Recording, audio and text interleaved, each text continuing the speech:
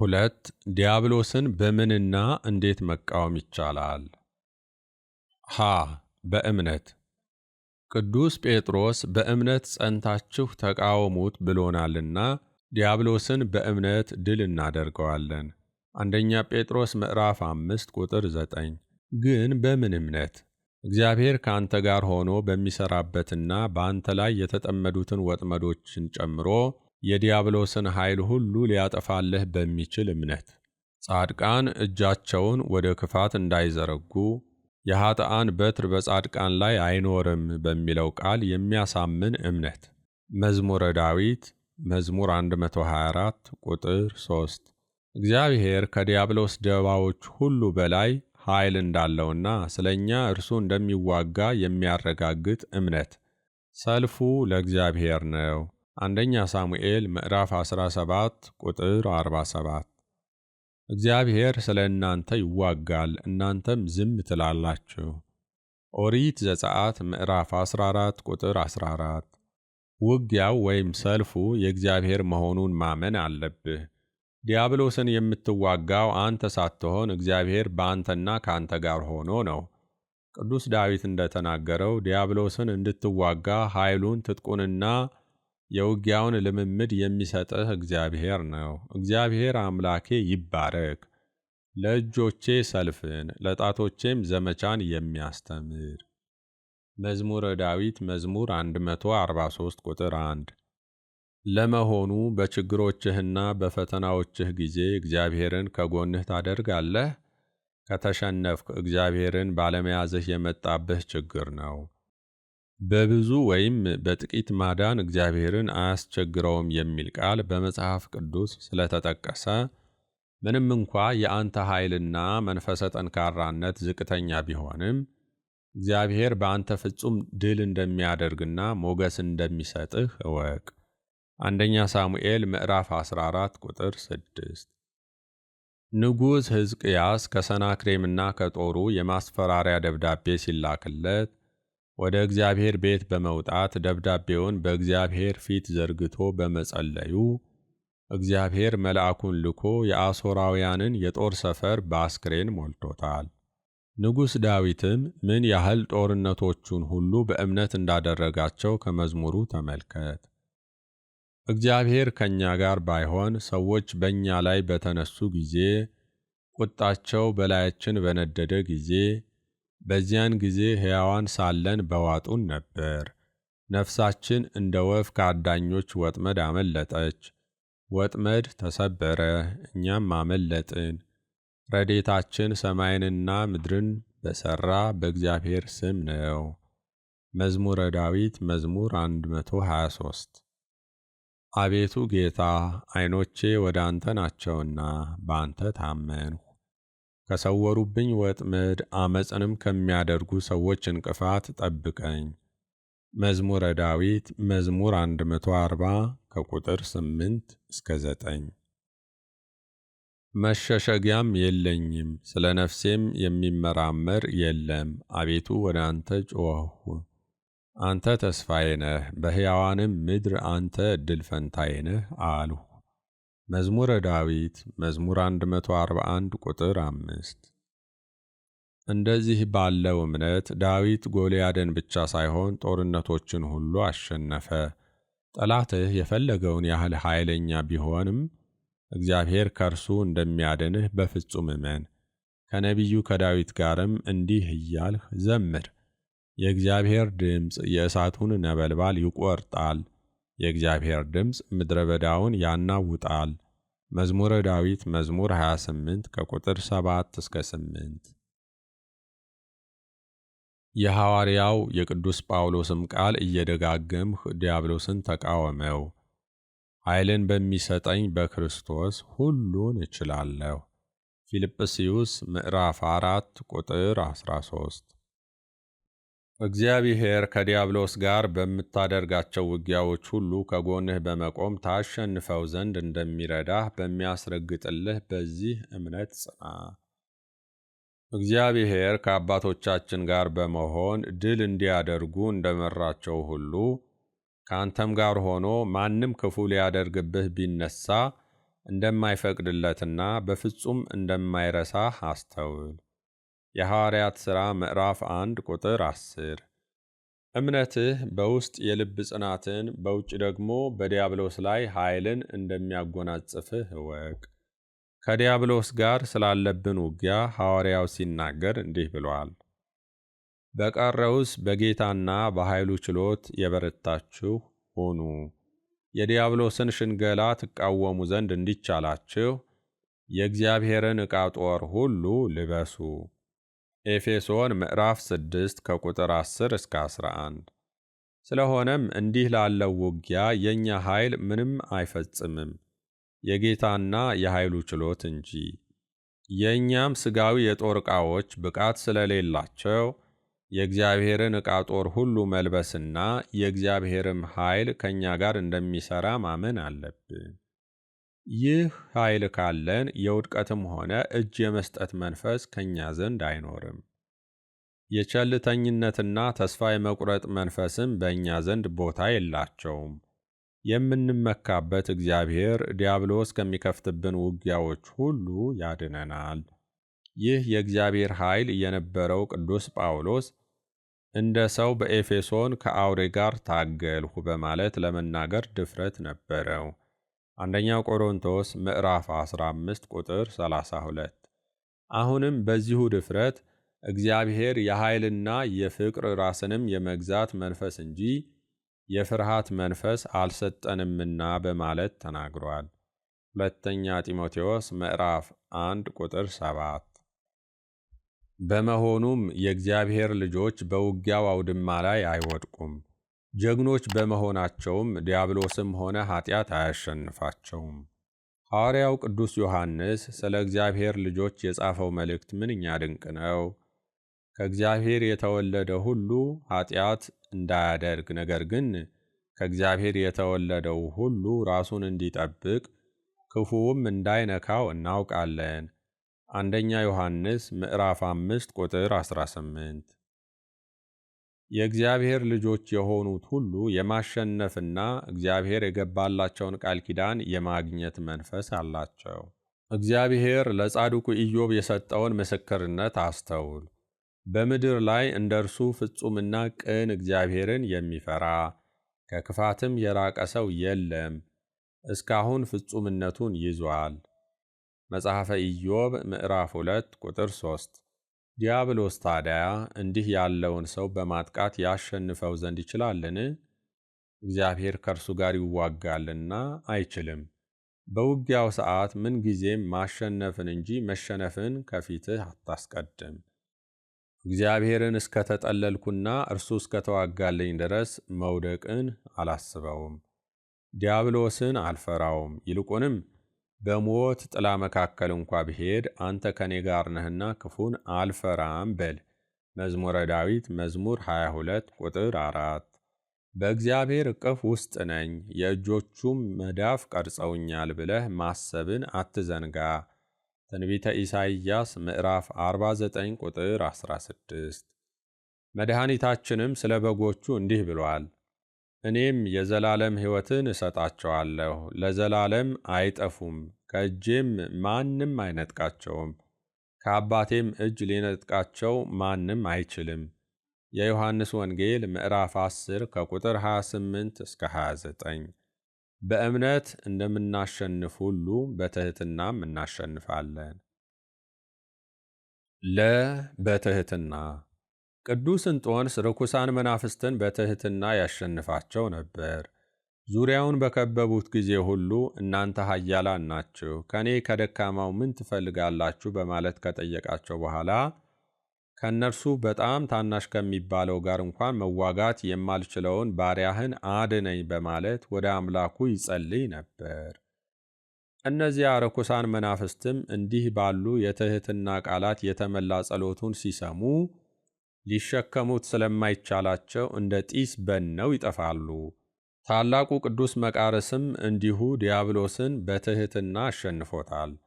በአንድ ወቅት ዲያብሎስ ለዚሁ አባት ተገልጦ መቃርስ ሆይ አንተ ትጾማለህ፣ እኛም አንበላም፣ ሌሊት አታንቀላፋም፣ እኛም አንተኛም።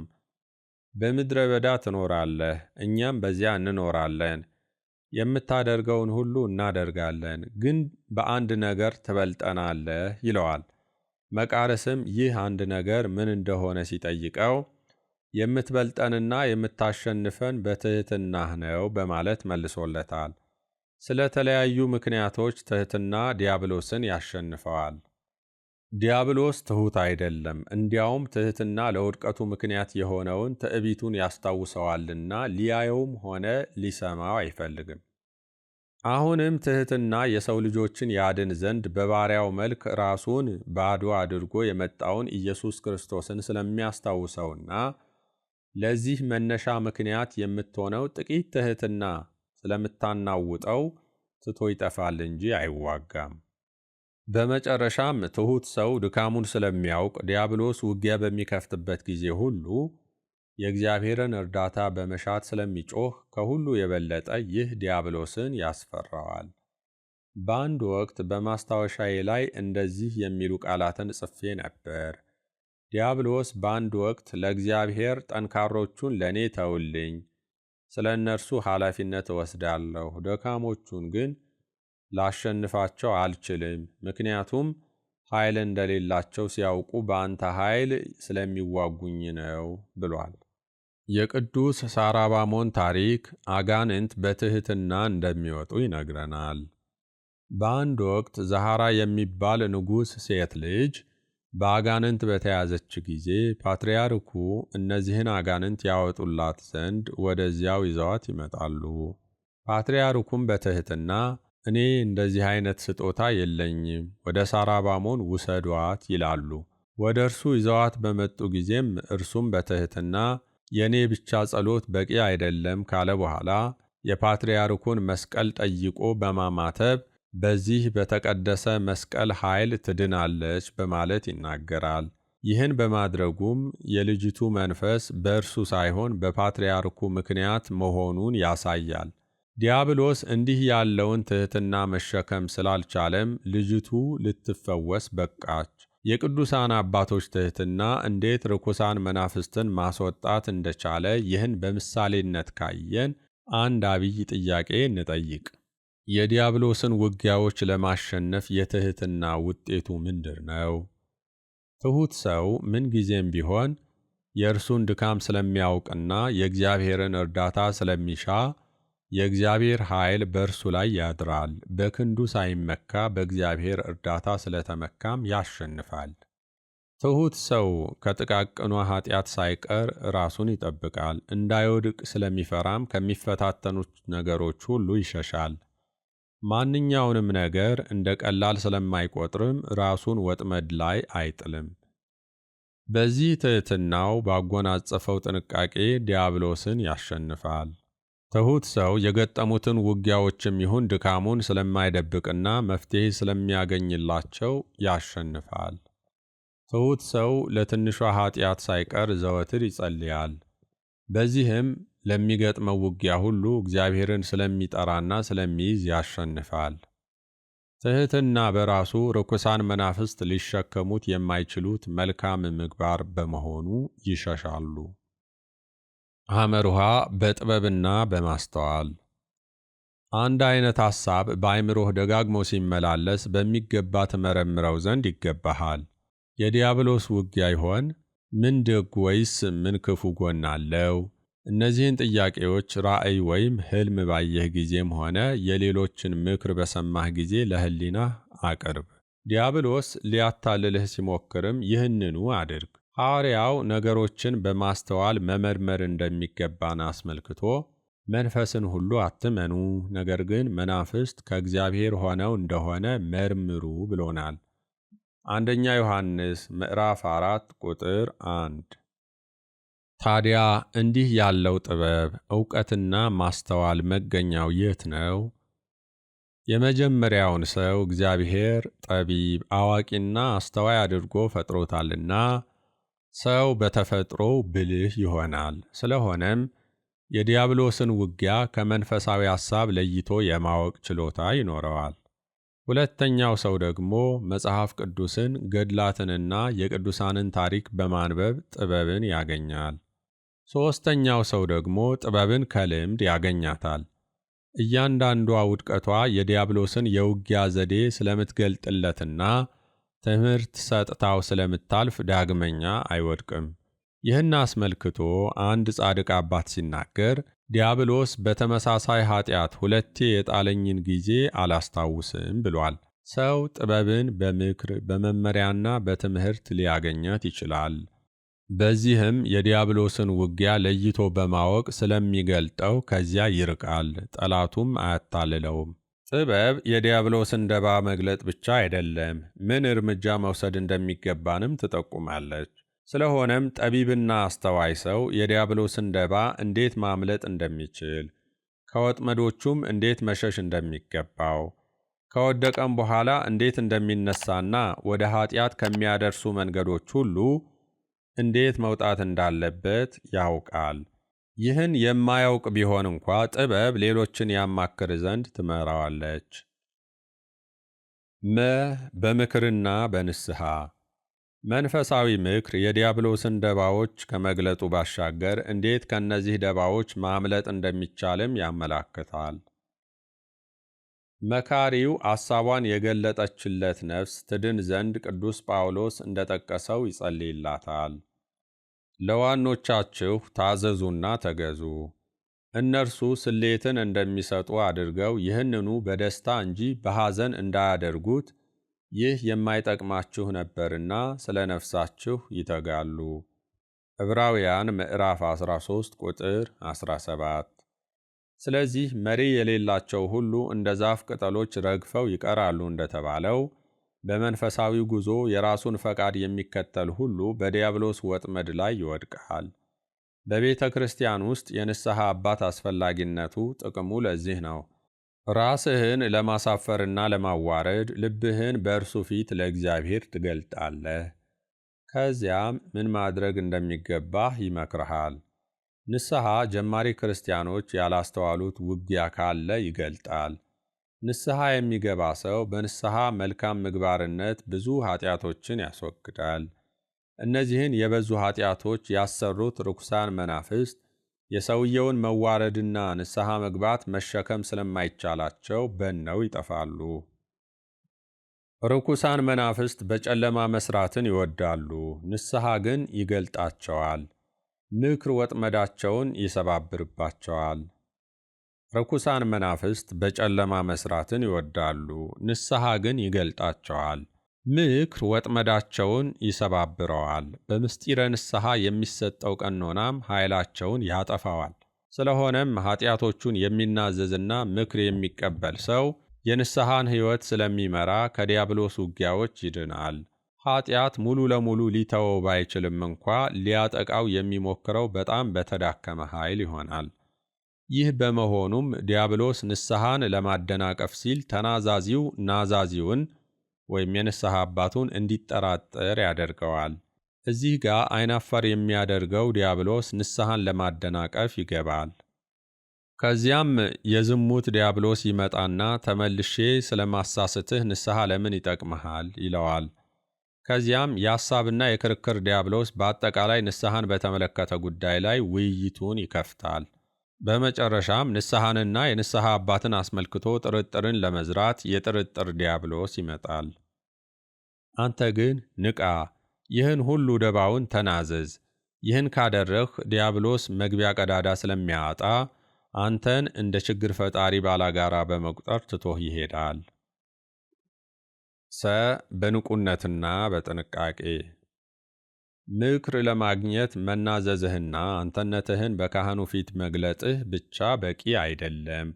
ሐዋርያው እንደተናገረው ለድህነትህም ንቁ መሆን አለብህ። በመጠን ኑሩ ንቁም፣ ባላጋራችሁ ዲያብሎስ የሚውጠውን አንደኛ ጴጥሮስ ምዕራፍ 5 ቁጥር 8። ምንም እንኳ ባላጋራህ ባልጠበቅኸው ሰዓት በተዘናጋህ ጊዜ ቸልተኛ ስትሆን፣ ስትዳከም፣ ስትጨነቅና መንፈሳዊ ተግባራትህን ማከናወን ስትረሳ ጠብቆ ቢያጠቃህም ጠንካራና ንቁ ስለሆነ አንተም ንቁ ልትሆን ይገባሃል። ቅድስት ቤተ ክርስቲያን በተለያዩ በዛ ባሉ አጋጣሚዎች ንቁ እንድንሆን ትጠራናለች። በጾም ወቅት ንቁ ተዘጋጁ ትላለች። በቅዳሴ ላይም ኑ ከዚህ ቁርባን ተቀበሉ ትለናለች። በስብከት በንባባትና በጉባኤያት ላይም ስለ ዘላለማዊ ሕይወታችን እንድንጨነቅና ውጊያዎችን ከእግዚአብሔር ጋር በመሆን በጥንቃቄ እንድንዋጋ ትጠራናለች። ዲያብሎስ ግን የሚያጠቃውን ሰው በቀላሉ ለማጥፋት ሲል ዝንጋኤ እንዲያድርበት ይመኛል። መንፈሳዊ ተግባሩን የሚዘነጋ ሰው በቀላሉ ሊወድቅ ይችላል። ምክንያቱም በምንም አይነት መንፈሳዊ ዝግጅት ወይም የመንፈስ ቅዱስ ጸጋን በልቡና ውስጥ በሚተክል እንቅስቃሴ አልጠነከረምና። በመሆኑም አንዳንዴ ዲያብሎስ ሰውን ለመጣል ሲፈልግ በማዘናጋት ውጊያ ይጀምራል። በውጤቱም ሰውየው ለጸሎት፣ ለንባብ፣ ለመንፈሳዊ ጉባኤ፣ ለንስሐና ለቅዱስ ቁርባን ቸልተኛ እየሆነ ይመጣል። አንድ ስንኳ የሚጠብቀው ነገር ሲያጣ ዲያብሎስ አጥቅቶ ይጥለዋል።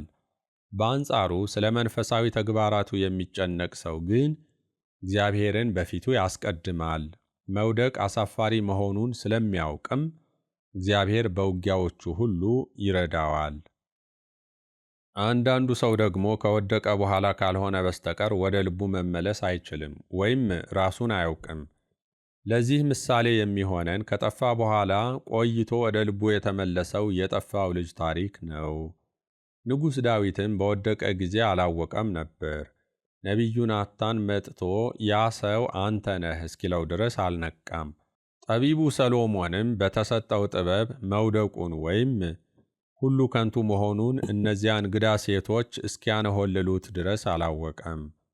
አንተ ግን ባላጋራህ እያገሳ መዞሩን ካወቅህ ሙሉ ለሙሉ ከተታውጅበት ድንበሩ ላይ ቁም፣ ከዚያ አልፈህ አትምጣ በለው። የጾም፣ የጸሎት፣ የንቃት፣ የማስተዋል፣ የንስሐና የጥንቃቄ መሳሪያዎችህን አዘጋጅ። እግዚአብሔርን ያዝና እያንዳንዷ የጠላትህን እንቅስቃሴ፣ ምኞት፣ አሳብ፣ እርምጃና ስሜት በንቃት ተከታተል። ሐዋርያው እንደተናገረውም አድርግ። ለክርስቶስም ለመታዘዝ አእምሮህን ሁሉ እንማርካለን። ሁለተኛ ቆሮንቶስ ምዕራፍ 10 ቁጥር 5። በመንፈሳዊ ንቁነትህ ውስጥም የሐዋርያውን ቃል አድምጥ። የዲያብሎስን ሽንገላ ትቃወሙ ዘንድ እንዲቻላችሁ የእግዚአብሔርን ዕቃ ጦር ልበሱ። ኤፌሶን ምዕራፍ 6 ቁጥር 11። ንቁ ሁን። በሌሊት ከሚወድቀው ፍርሃት የተነሳ ሰው ሁሉ ሰይፉ በወገቡ አለ። መኃልየ መኃልይ ምዕራፍ 3 ቁጥር 8። ይህ ሰይፍ የመንፈስ ሰይፍ ነው። የጽድቅ ጥሩር፣ የእምነት ጋሻና ሌሎችም መንፈሳዊ የውጊያ መሳሪያዎችንም እንታጠቅ ዘንድ ይገባናል። እንዲህ ያለው ዝግጅትህና ጥንቃቄህ ታዲያ በሕይወትህ ዘመን ሁሉ ካንተ ጋር ይሁን። እስከ ሞት ድረስ ተጠንቀቅ፣ እስከ መጨረሻዋ ሰዓትም ድረስ ንቃ። ድንገት መጥቶ ተኝታችሁ እንዳያገኛችሁ ስለዚህ ትጉ። የማርቆስ ወንጌል ምዕራፍ 13 ቁጥር 36። መድኃኒታችን ኢየሱስ ክርስቶስን በመጨረሻዋ ሰዓት በመስቀል ላይ ሳለ እንኳን ዲያብሎስ የእግዚአብሔር ልጅስ ከሆንህ ከመስቀል ውረድ በማለት ተፈታትኖታል። የማቴዎስ ወንጌል ምዕራፍ 27 ቁጥር 40። ስለዚህ ምንጊዜም ዝግጁ ሁን እንጂ አርጅቻለሁ ወይም ድኛለሁ አትበል። ዲያብሎስ በሐሰት ትምህርቱ እንዳይዋጋህም ተጠንቀቅ። ለምሳሌ አንተ አቤቱ ጌታ ሆይ ይቅር በለኝ እያልክ ስትጸልይ ዲያብሎስ ይገስጽህና ካሁን በኋላ ይቅር በለኝ ብለህ አትጸልይ፣ ጌታ ከረዥም ጊዜ በፊት በከበረ ደሙ ፈሳሽነት በመስቀል ላይ ሆኖ ይቅር ብሎሃል። ታዲያ ይህ ይቅርታ የምትለው ቃል ኑፋቄ ካልሆነ ምን ሊሆን ይችላል? ይልሃል። በዚህ ጊዜ አንተ ጌታዬ ይቅር ብሎኝ ነፍሴን አድኗታል፣ እኔ ግን ራሴን ይቅር አላልኩትም፣ ድህነቴን በየቀኑ እያጣሁ ነው። ስለሆነም በየቀኑ ይቅር በለኝ እያልኩ እጮኻለሁ በለው። እንዲህ በማድረግም ድህነትህን ተጠባበቅ። ራስህን በመጠበቅ ውስጥም ፍጹም ቆራጥና ሙሉ ለሙሉ ጠንቃቃ ሁን። በጥቂቱም ቢሆን አብልጠህ ታመን። ምክንያቱም በእምነት መኖርህ፣ ጥንቃቄህና ቆራጥነትህ ዲያብሎስ በአንተ ላይ የከፈተውን ውጊያ እንደተሸነፈበት ቆጥሮ እንዲሸሽ ስለሚያደርገው ነው። ዲያብሎስን ድል ለማድረግ ዋናው መሳሪያ ደግሞ ጸሎት ነው። በጸሎትና በጾም ደቀ መዛሙርቱ ርኩሱን መንፈስ ማውጣት በተሳናቸው ጊዜ ጌታ ይህ ወገን በጸሎትና በጦም ካልሆነ በምንም ሊወጣ አይችልም ነበር ያላቸው። የማርቆስ ወንጌል ምዕራፍ 9 ቁጥር 29። በዚህም ጸሎትና ጾም የዲያብሎስን ውጊያዎች ለማሸነፍ ምን ያህል ጠቃሚ መሆኑን ያስተምረናል። በጾምና በጸሎት ወደ ሕይወታችን የምንጠራው እግዚአብሔርን ነው። አቤቱ ጌታ ሆይ ከባላጋራችን ደባ አድነን፣ በእኛ ላይ ያጠመዳቸውንም ወጥመዶች ሁሉ አጥፋልን እንለዋለን። እግዚአብሔርን ሳንይዝ ዲያብሎስን ብቻችን ብንጋፈጠው የጦርነቱ ተሸናፊዎች እንሆናለን። ስለሆነም ይህ እንደሚያገሳ አንበሳ በዙሪያችን የሚዞረው ብልህ ዘዴኛና ጠንካራ ጠላታችንን በእኛ ጥበብና ማስተዋል ልናሸንፈው ስለማንችል የአንተን ማዳን እንሻለን። እኛ በሚቻለን ሁሉ መናፍስት ከማን እንደሆኑ በመመርመርና በመለየት ባለጋራነታቸውን ስናውቅ መቃወም እንጀምራለን። ኃይሉ ግን ከአንተው ነው። እኛ አቅማችን እስከሚፈቅድልን ድረስ እንታገላለን። ወደ ድል የምትመራን ግን አንተ ነህ እንለዋለን። የሚያሰራን ኃጢአት ትልቅም ይሁን ትንሽ ዲያብሎስን ብቻችንን መጋፈጥ የለብንም። እግዚአብሔር ከእኛ ጋር መሆን አለበት። ጠዋትና ማታ ዘወትር ከክፉ ነገር ሁሉ ከጠላትም ኃይል ሁሉ ሰውረን። በእነርሱ እንጠበቅና እንመራ ዘንድ ቅዱሳን መላእክትህን ላክልን። በዚህች ቀን ወይም ሌሊት ከኃጢአት ጠብቀን በሰላም አውለን ወይም አሳድረን እንበለው። የእግዚአብሔርን እርዳታ መጠየቅ ያለብንም ገና ምንም ሳንሆን በፊት ነው። ብዙ ሰዎች ግን በሽታው እጅግ ጠንቶበት ለሞት እስኪቀርብ ድረስ ወደ ሐኪም እንደማይሄደው ሰው እነርሱም ከባድ መከራ ካልደረሰባቸው በስተቀር እግዚአብሔርን አይፈልጉትም። ቅድስት ቤተ ክርስቲያን ግን ውጊያ ከመከፈቱ አስቀድሞ ጠብቀን ማለትን ታስተምረናለች። ከአድነን ጸሎት ጠብቀን ጸሎት ይቀድማልና። ዲያብሎስ በእኛ ላይ ያጠመዳቸውን ወጥመዶች ላይ ከመውደቅ እንዲጠብቀን አስቀድመን እግዚአብሔርን እንጠይቀዋለን። በወጥመዶቹ ላይ ከወደቅን በኋላ ግን አድነን ብለን እንጮኻለን። ለዚህም ነው በምስጋና ጸሎታችን ውስጥ ፈተናን፣ የዲያብሎስን ሸክም፣ የጠላትንም መነሳት፣ የተሰወረውንና የተገለጠውን ከእኛ አርቅልን የምንለው። እነዚህ ሁሉ በእኛ ላይ ከመምጣታቸው በፊት ነው እንዲያርቅልን የምንጠይቀው። ወደ ፈተናም አታግባን የምንለውም ለዚሁ ነው። ዲያብሎስ ጦርነቶቹን ከመክፈቱ አስቀድሞ የእግዚአብሔርን እርዳታ እንጠይቃለን እንጂ ግራ አንጋባም፣ አንደነጋገርምም። ይህን ለ7000 ዓመታት ሰዎችን በመዋጋት ልምድ ያካበተ ዲያብሎስን እኔ ብቻዬን አልችለውም፣ አንተ እግዚአብሔር ግን ሕያውና ከዲያብሎስ በፊት የነበርህ ነህ። ከመውደቁ አስቀድሞ እርሱም የእጅህ ሥራ ነበር። አንተ ደባዎቹን ሁሉ ለምታውቅ ልታስረው፣ ልትገድበው፣ አልፎ ተርፎም ሙሉ ለሙሉ ልታጠፋው ትችላለህ። ስለዚህ ከእርሱ ውጊያዎች ሁሉ አንተ አድነኝ እያልህ በጸሎት ጥላ ስር ሆነህ ፈጣሪህን ትለምናለህ። ያለ ጸሎት አትድንምና። ከጠላት ጋር ተዋግተህ ከወደቅህ ግን ጸሎትህ ተቀባይነት አለማግኘቱን አስተውል። ጸሎትህ ጠንካራ ከሆነ ግን ያለምንም ጥርጥር ታሸንፈዋለህ። እግዚአብሔር የድሃውን ጩኸት ሰምቶ እንደሚመልስም እርግጠኛ ሁን። ምክንያቱም ስለ ድሆች መከራ፣ ስለ ችግረኞች ጩኸት እግዚአብሔር አሁን እነሳለሁ ይላል የሚል ቃል አለና። ስለዚህ አቤቱ ተነሳ፣ ጠላቶችህም ይበተኑ፣ የሚጠሉህም ከፊትህ ይሽሹ።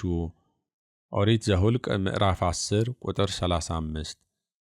አቤቱ አድነኝ፣ ደግ ሰው አልቋልና ከሰው ልጆችም መተማመን ጎድሎአልና በል። መዝሙረ ዳዊት መዝሙር 11 ቁጥር 1። አሁንም በግልጽ እንዲህ በል፣ ኃያል ሆይ በቁንጅናህና በውበትህ ሰይፍህን በወገብህ ታጠቅ። መዝሙረ ዳዊት መዝሙር 44 ቁጥር 3። አቤቱ ርኩሳን መናፍስት ለእኔ ጠላቶች ከመሆናቸው በፊት ለአንተ ነበሩ። አሁንም በእኔና በሌሎችም አድረው መንግሥትህን እየተቃወሙ ነውና ስለ እኔና ስለ ሌሎች ብለህ ተዋጋቸው። ያለ አንተ ምንም ማድረግ አይቻለንምና ለአጋንንት ውጊያ ብቻችንን አትተወን። የዮሐንስ ወንጌል ምዕራፍ 15 ቁጥር 5። በጦርነቶች ሁሉ የእግዚአብሔርን ድል ማድረግ የቀመሰው ንጉሥ ዳዊት እንዲህ ነበር ያለው፣ የእግዚአብሔር ቀኝ ኃይልን አደረገች፣ የእግዚአብሔር ቀኝ ከፍ ከፍ አደረገችኝ። መዝሙረ ዳዊት መዝሙር 118 ቁጥር 15 እና 16። በሕይወትህ ዘመን የእግዚአብሔር ቀኝ ዳስሳሃለችን? እግዚአብሔር ለሙሴ የተናገረውን የማዳን ቃል አጣጥመሃልን? እንዲህ ነው የሚለው፣ የእግዚአብሔርን ማዳን እዩ። እግዚአብሔር ስለ እናንተ ይዋጋል፣ እናንተም ዝም ትላላችሁ። ኦሪት ዘጸአት ምዕራፍ 14 ቁጥር 13 እና 14። ይህን ካጣጣምህ ከመዝሙረኛው ጋር እንዲህ በል፣ በአጠገብህ 1000 በቀኝህም 10,000 ይወድቃሉ፣ ወደ አንተ ግን አይቀርቡም። መዝሙረ ዳዊት መዝሙር 90 ቁጥር 7። አንተ በራስህና በሌሎች ፈቃድ ምክንያት ማስተዋልና ተግባር መደገፍን ተለማምደሃል። የእግዚአብሔርንስ የጠንካራ ጸሎት ውጤትንስ ቀምሰሃልን? እግዚአብሔርን ልሞክረውና ከወደቅሁ መነሳትም ካቃተኝ እፈልግሃለሁ የሚለውን ሰው ግን አትምሰለው። ወድቀህ መነሳት እስኪያቅትህ ድረስ ለምን ትጠብቃለህ? አሁኑኑ ፈልገው፣ ኃይሉ እንዳትወድቅ ይደግፈሃልና። በእርግጥ እግዚአብሔር ከወደቅህ በኋላም ያነሳሃል፣ ግን ስትነሳ ተጎተህ ነው የምትነሳው። በኃያሉ እግዚአብሔር ክንዶች ስር ተጠልለህ አቤቱ ጌታ ሆይ ከባላጋራችን ደባ አድነን፣ ካጠመደብንም ወጥመዶች ሁሉ በለው። በዚህ ጊዜ መዝሙረኛው እንደተናገረ መጥቶ ነፃ ያወጣሃል ያድንህማል። ወጥመድ ተሰበረ፣ እኛም አመለጥን። ረድኤታችን ሰማይንና ምድርን በሠራ በእግዚአብሔር ስም ነው። መዝሙረ ዳዊት መዝሙር 123 ቁጥር 7 እና 8። እንዲህ ከሆነ ከአንተ አስቀድመው ለታገሉት አባቶች ድልን ያጎናጸፈ እግዚአብሔር ለአንተም እንዲያጎናጽፍህ ጠይቀው። ለእነርሱ የሰጠውን ኃይል ለአንተም እንዲሰጥህ ጠይቀው። የመንፈስ ቅዱስን ጸጋም እንዲያድልህ ጠይቀው። አስቀድሞ ዲያብሎስን ሂድ አንተ ሰይጣን ብሎ እንደገሰጸው እንዲገስጽልህም ጠይቀው። የማቴዎስ ወንጌል ምዕራፍ 4 ቁጥር 10።